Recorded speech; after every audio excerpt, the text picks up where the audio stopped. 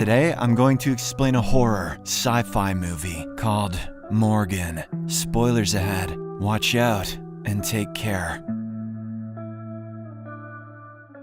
The movie opens in a remote laboratory that belongs to a biotech company called SynSect. They specialize in developing advanced and highly complex human-like AI beings under a secretive project named L9. The scientists in this particular lab have put in several years of hard work to come up with a fourth-generation AI being named Morgan. Despite barely being 5 years old, Morgan has already grown up to resemble a young woman. The staff used to take her to the woods around the lab while she was younger. However, the SynSect administration ordered them to stop these unauthorized nature visits. Morgan is now forced to spend most of her time inside in a glass room. One day, a lab staff member, Dr. Kathy Grief, enters the room to have lunch with Morgan. She sets up the plates while the AI examines her own hands curiously. Kathy says that she has been contacting the administration, asking them to change their decision on the nature visits, but they haven't given any positive reply on the issue. Out of nowhere, Morgan pushes aside the plates on the table, jumps on it, and proceeds to stab Kathy. But before any more damage is done, two doctors rush inside the room and sedate Morgan. The security footage of this incident is then sent to the SynSect headquarters. To further analyze the whole thing, the administration decides to send risk management specialist Lee Weathers to the laboratory. She soon arrives at the rural location where Ted Brenner, the project manager, welcomes her. Ted offers her a tour of the whole place, but she politely declines. Shortly afterwards, Lee goes to her room where Dr. Amy Menser, the project's behavioral expert, is waiting for her. They discuss their respective work fields, and we get a brief glimpse into the personality of each woman. Amy is friendly, while Lee is an unyielding and strictly business-type person. Their conversation is cut short because of this, and Amy soon leaves the room. Later, Lee comes down to the kitchen and meets the team's chef, Skip Vronsky. He is the only one here who doesn't have a degree in some sort of scientific field. Ted then accompanies the visitor to Kathy's room, where her recovery is being monitored. Lee asks if she could have a moment in private with Kathy to discuss the events surrounding the attack. Despite being in a bad state with one of her eyes still patched, Kathy claims that she is feeling quite good. She says that Morgan used to be happy and gentle until the company decided to lock her inside the glass room. Following this, Lee meets Dr. Simon Ziegler, the chief genetic engineer on Project L9. He explains the nature of their work and how they use synthetic DNA alongside nanotech. Simon adds that their first 3 experiments failed, as the AI beings developed several physical and mental disorders, but Morgan is their most successful as well as complex achievement. Because of the rapid growth rate, Morgan could already walk and talk barely a month after her so-called birth. She's a robot, why couldn't she do that immediately? According to Simon, Morgan is everything they have hoped for, a hybrid biological organism that can think and feel. She even looked like a grown young woman after her first birthday. Then, Simon shows Lee the incident footage, but quickly adds that it was a singular event which has never happened before. He insists that the project is still headed in the right direction, and they will learn from their mistakes. After a while, Lee is taken to the glass room where she meets Morgan personally. The visitor is kept outside the room for protection because of the recent incident. Morgan, however, seems to be far from a volatile being. She is polite and friendly. In fact, she even apologizes for hurting Kathy, claiming that it was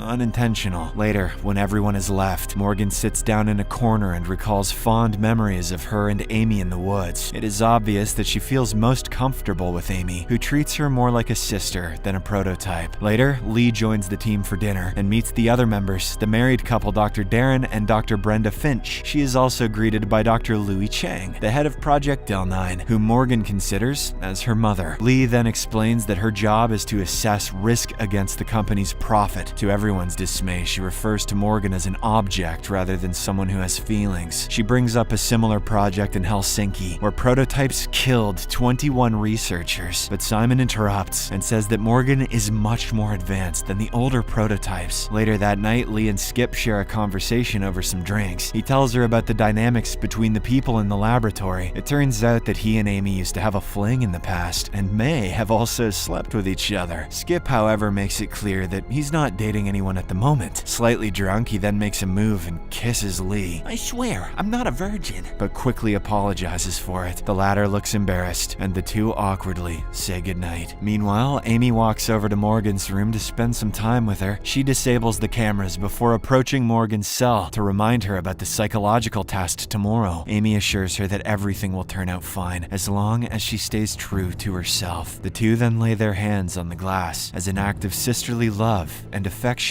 and weirdness. To ease Morgan's worries, Amy tells her about the beautiful Lake Navarre and promises to take her there someday. I will go there alone after I kill you. This prompts Morgan to get a flashback of her and Amy out in the woods one sunny day. Morgan sees an injured deer not far from where they are and notices that the poor animal is impaled on a branch. She then approaches it and caresses it gently, but then she suddenly breaks its neck as an act of mercy. In the next scene, Morgan's psychological analysis arrives, and it's going to be conducted by Dr. Ben Shapiro. What? He is supposed to sit outside the room while examining Morgan, but he thinks that the interaction will be pointless. Ben claims that it is his job to build trust with the subject and decides to enter the room despite the team's warnings. He then sits across from Morgan and is surprised that she knows his name as well as the reason for his visit. Nonetheless, Ben asks Morgan the reason behind her recent gloomy mood, to which she replies that it's because of the incident with Kathy. This makes Ben realize that the AI is capable of feeling remorse after doing something terrible. He then questions Morgan about her life inside the room and how she feels about being locked up. When Morgan says that she is pleased, he begins to up the ante by throwing more hurtful questions. Ben points out that the people in the lab are not her friends, as they have locked her inside this room. In the middle of their conversation, Ben decides to go all in to check how the AI handles extremely hated situations. He starts raising his voice while asking how Morgan would react if he recommended the doctors to terminate her, or if he told her to just sell her house and move. Unexpectedly, Morgan sheds a tear and reaches her breaking point after these hurtful words. She looks at her hands and pushes Ben against the wall before lunging at him. She then bites hard into his throat and rips a chunk out, leaving the doctor in a bloody mess. Immediately, the whole team is alerted by the commotion, and Darren attempts to sedate Morgan once again, but she uses Ben as a shield and eventually knocks Darren to the ground. Lee, who has been watching this, tries to calm her down, but then the lights go out, giving Morgan an opportunity to escape. Lee quickly grabs a tranquilizer to prevent the AI from going too far away. However, Morgan soon emerges to the outside world and sees Amy waiting for the evaluation results. She feels a sense of comfort upon seeing Amy, but this happy moment is abruptly ended when Lee sedates her. When Morgan regains consciousness, she finds herself back inside the lab and immediately apologizes for her actions. The team of doctors debates on what to do with her and what is best for the company. Dr. Louis, the chief of this project, is adamant on terminating Morgan, while Simon wants to give it another try. However, the chief remains unmoved on her decision, prompting a devastated Simon to walk away. Later, the whole team gets emotional. While preparing the termination procedure, Morgan has grown close to their hearts and has been a part of their daily routine. The AI pleads with everyone in the room not to kill her, even calling for her mother, Dr. Louis. This makes the chief emotional, but she simply apologizes to Morgan before walking away. This is going to end terribly for Louis. Following this, Morgan is given sedatives, which soon knock her unconscious. Simon and Dr. Louis walk away, unable to bear what is about to come. Darren, who is tasked with administering a lethal solution to Morgan, also changes his mind and leaves the lab with his wife. Without the medical team in sight, Lee decides to put an end to Project L9 herself, but Ted stops her. Lee hits him in the face and holds him at gunpoint, but right then, Amy shoots her with a sedative, causing her to doze off. When Lee regains consciousness, she finds herself locked inside Morgan's room, with Ted standing outside. She commands him to let her out before the higher-ups arrive, but he ignores her threats. In the next scene, Amy, Ted, Brenda, and Darren gather supplies to get Morgan out of the lab safely. Darren then tries to wake up the AI, but suddenly all hell breaks loose. Morgan appears to have a completely different personality as she headbutts Darren in the face. She then grabs the lethal injection and sticks it in his chest, ultimately killing him. Frightened, Ted holds a gun to her face, but Morgan manages to grab the weapon and shoots him instead. She then mercilessly finishes him off as Lee watches on from inside the glass room. Outside, Brenda loads the supplies in her car and instructs Skip to be ready to leave. The latter is confused, but he soon sees Morgan leading Amy out of the laboratory. He immediately senses that something bad is happening and runs back to the building to look for Lee. As Brenda reunites with Amy, she asks about her husband husband's whereabouts, but the frightened woman cannot utter a word. This is when the AI suddenly points a gun at Brenda from behind. The doctor realizes what is happening and tries to spring a quick attack. However, Morgan's strength remains unmatched, and she eventually beats Brenda to death. Hungry for revenge, Morgan makes her way to the residential quarters where she sees Kathy. The poor woman tries to approach Morgan in a friendly way. Hey, babe,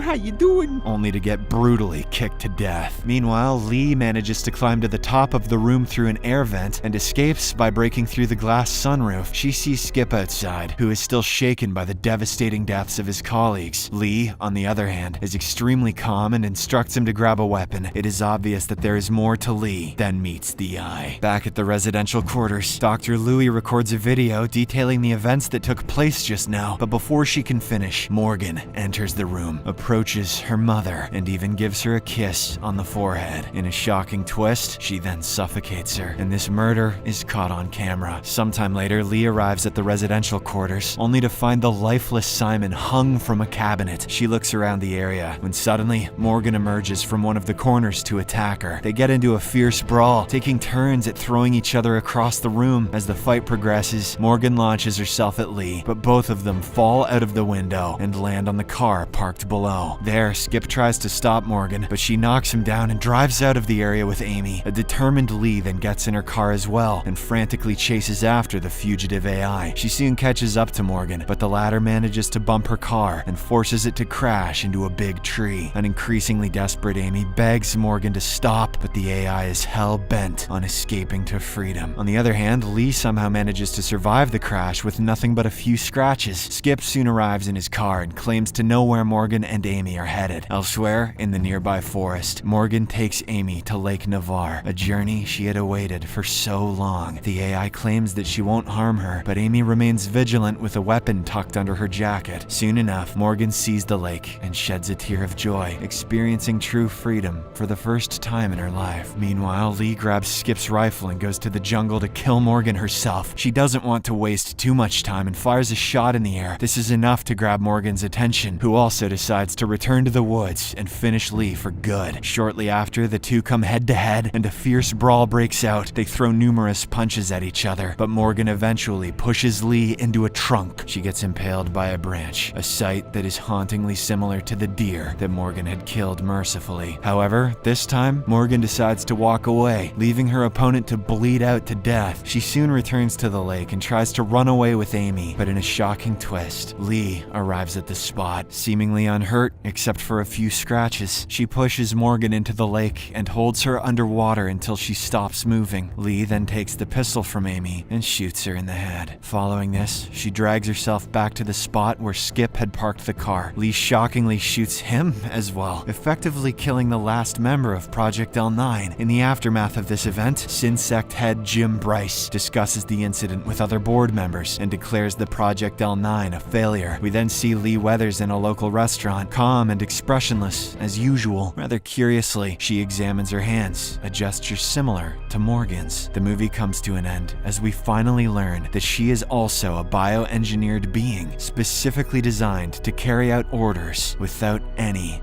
emotion. Subscribe for more videos like this, turn on notifications, and leave a like to help the channel out. Thank you for watching.